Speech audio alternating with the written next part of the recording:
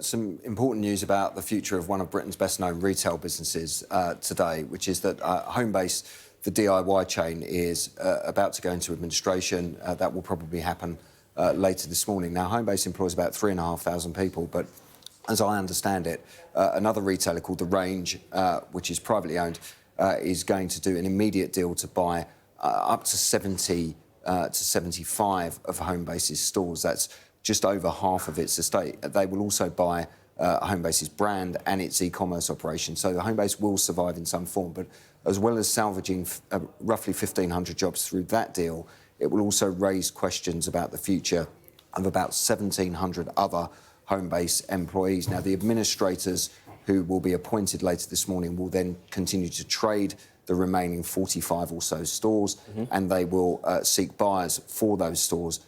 In the last few months, a bunch of Homebase stores, about 12 of them, have been sold to Sainsbury's, which coincidentally also used to be the owner of Homebase. But Homebase has been through a very tricky time over the last decade or so. It used to be owned by Sainsbury's. It was then sold to the parent company of Argos, then sold in a completely disastrous deal to an Australian retailer called Wesfarmers, and then 6 years ago was sold to a financial investor called Hilco, which initially saw some success with its attempts to turn the business around, but after the impact of the disruption of COVID and then the subsequent cost of living crisis, it's proved a bridge too far to keep Homebase going as a solvent entity. That's why the administrators will be appointed later today.